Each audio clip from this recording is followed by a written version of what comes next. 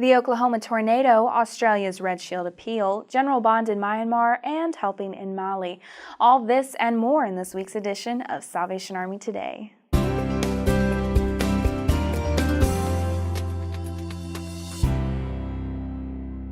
The Salvation Army continues emergency disaster response to survivors of the tornado outbreak that occurred May 19th and 20th. 18 mobile feeding units are deployed daily in response to provide food, hydration, and emotional and spiritual care. Salvation Army disaster response personnel from 12 states of the USA have been mobilized to respond to this event. As of May 27, 2013, the Salvation Army has provided 25,783 meals, 40,153 drinks, and 32,091 snacks, and have prayed with 2,695 persons in the last 10 days. 48 years ago, and almost to the day, a devastating tornado changed the lives of Carol and her family. The Salvation Army was soon on the scene, parking its mobile feeding unit on Carol's parents' driveway.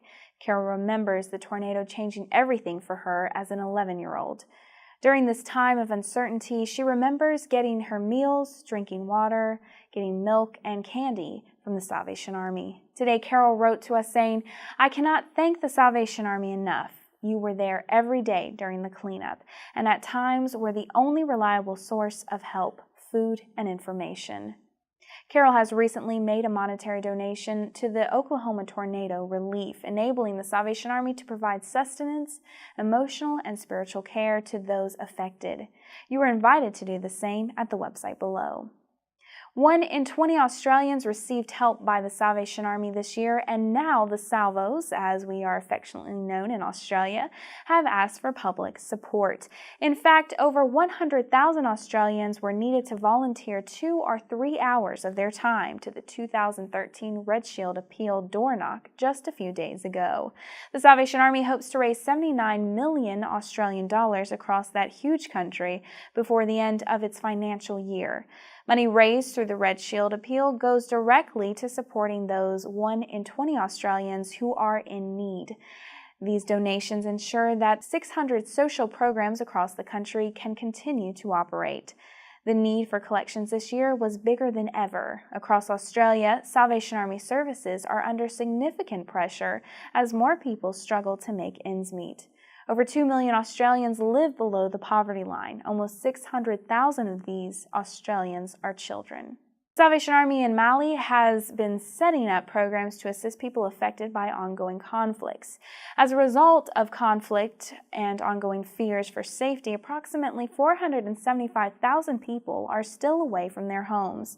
Around 300,000 are internally displaced, with the rest living as refugees in neighboring countries including Burkina Faso and Senegal. The Salvation Army's International Emergency Services team has been assisting internally displaced people. Working from within the United Nations coordination clusters, plans are well underway to provide such assistance. The team has engaged with Salvationists to work in 3 communities around the capital, Bamako. A training scheme to help generate income for displaced people through soap manufacturing is due to start, and there are also plans to assist 200 families with non-food material assistance to help them as they live in temporary accommodation. For more international news, go to salvationarmy.org. The prayers of the International Salvation Army that surrounded the visit of General Linda Bond to the Singapore, Malaysia, and Myanmar territory were answered through the moving of the Holy Spirit during meetings led by the international leader, and also in the practical ways after the General's visa to enter Myanmar was obtained at the last minute in Malaysia, following unsuccessful attempts in London and Singapore. Almost 1,000 Salvationists gathered to greet the general in Myanmar, also known as Burma. Some had traveled for nearly 2 days in very difficult circumstances through heavy rain and having to negotiate mudslides. The meeting of celebration included items that represented the local culture, although the highlight was the enrollment by the general of 63 young people as junior soldiers. In closing, we turn to the Gospel of John. "Peace I leave with you, my peace I give you. I do not give to you as the world gives. Do not let your hearts be troubled, and do not be afraid." Be sure to tune in next week for Salvation Army news from around the world. For Salvation Army Today, I'm Lindsay Fleeman. Good day, and may God bless you.